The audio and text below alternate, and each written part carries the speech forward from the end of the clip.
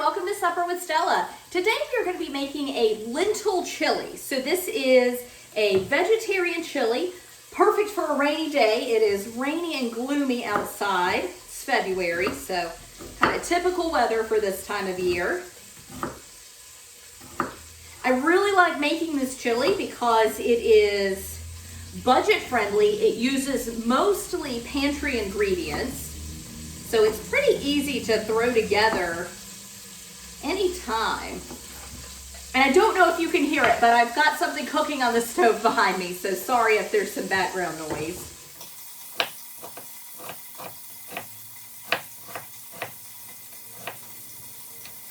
Alright, so I'm going to add a little avocado oil. And next I'm going to do 2 green bell peppers. So I believe my recipe calls for poblanos, which pretty much tells me that when I wrote this recipe, it was in the summer, and I was looking for a way to use some poblanos. But like I said, it's February. I don't have any peppers in my garden, won't have any peppers again for months. I have gone through all of the peppers that I had frozen. So I just bought inexpensive green bell peppers when I was at the grocery store. You could use, if you wanted to use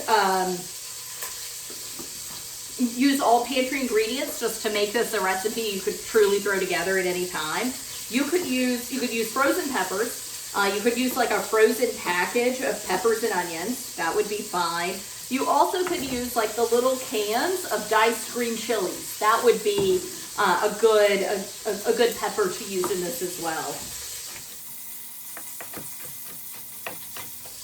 All right, okay, I think this is hot enough to get our onions in. I'm gonna go ahead and get my peppers in. And sorry, again, I know it's so loud back there.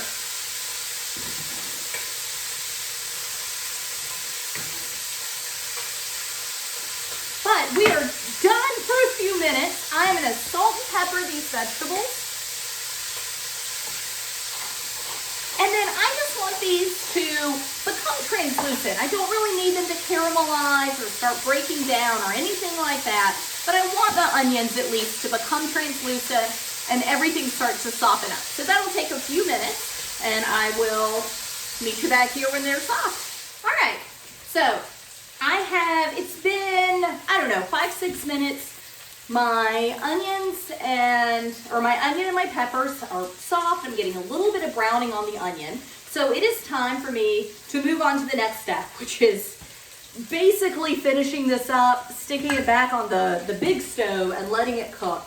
The next steps are incredibly easy. So I'm gonna add, I am doing a quart, so 2 pints, basically the equivalent of 2 cans. Of some homemade crushed tomatoes that I had made a couple summers ago. The recipe that I'm listing calls for 2 cans, so the same amount, but of fire roasted tomatoes. Those fire roasted tomatoes give it a wonderful taste, adds a lot of flavor with a vegetarian chili. I always want to add some extra flavor, but I really wanted to use some of my own preserved tomatoes this time. And then, since we're going to add lentils, we have to add a little more liquid than we would normally put in a chili. So I'm going to do a pint or 2 cups of chicken stock. Now, of course, it's chicken stock, so it is no longer a vegetarian meal. Since I am not vegetarian, that is not a problem for me. If you're a vegetarian, just use vegetable stock. Or if you're serving a vegetarian, use vegetable stock. Instead, I make my own chicken stock from leftover chicken, like I save bones and skin and all that so that I can make my own chicken stock.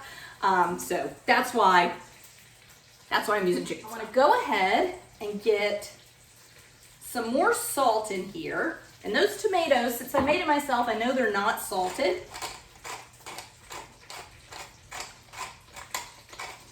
And as this cooks, I will just taste throughout the cooking process to make sure the flavors are where I want them to be.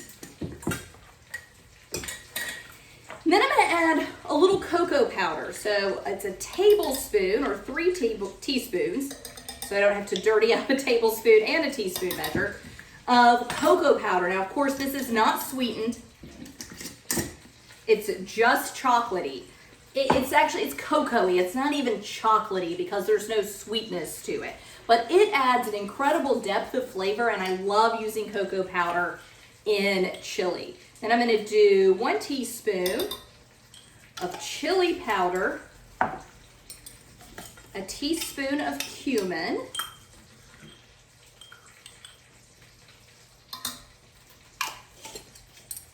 and another kind of weird ingredient, I'm going to do a teaspoon of cinnamon. It's not going to taste like cookies. I know the cocoa and the cinnamon are a little weird, but I promise they just add this wonderful, like, warm flavor and just really bring a lot to this chili. I love using those, and not just in vegetarian chilies, in all the chilies that I make. Well, I don't do those in like a white chili, but in all the more traditional chilies that I make. So I just want to give this a good stir. Get all those spices fully incorporated in, and the cocoa powder does want to clump up just a little bit. So just stir it. And then I'm going to add our protein. It is a bag. It is a 16-ounce bag of lentils.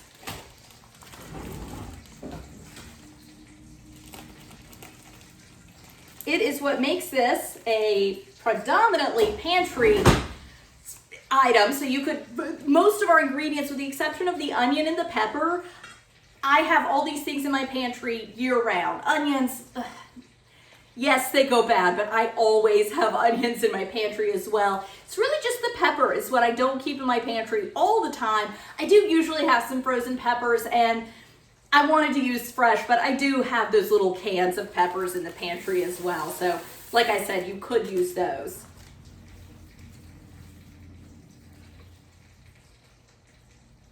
So just stir the lentils in, and that is it. That is all there is to this chili recipe. This needs to cook for at least 45 minutes to let those lentils fully plump up, and depending on the variety and age, I am just using like a brown lentil, which is the one that is I see in my grocery store the most. Generally takes about 45 minutes to cook. Again, depending on their age, it could maybe take a little bit longer for them to cook. But I will just put this back on my big stove and let this simmer until the lentils are cooked through. Keep an eye on it. Anytime you're cooking any kind of legume, whether it is a bean or a pea or a lentil, you always want to keep an eye on your water level and make sure you don't need to add any more liquid to it. Occasionally you do. I've never had to with this recipe though. It is a pretty foolproof recipe. You can definitely change things around. As I said, the recipe I'm posting calls for roasted red pepper, no it doesn't. It calls for fire roasted tomatoes, which is normally what I use. I wanted to use a different kind of tomato. It's gonna work out fine. You could use whole canned tomatoes and just kind of mush them against the side of the pan to crush them up as it cooks. You can use, like I did today, crushed tomatoes, diced tomatoes, stewed tomatoes. You could use passata or strained tomatoes. You could throw a can of Rotel in. So it's most chilies are pretty easy, but I do think this is one of the more easy chilies out there to make. And it is just something that we love to have throughout the year, and especially on, like I said, a rainy, gloomy day like this. So I will move this back to the stove, let the lentils cook through, and then we're gonna enjoy this tonight for dinner with a little sour cream and some shredded cheese. Thanks so much for joining me though. Bye.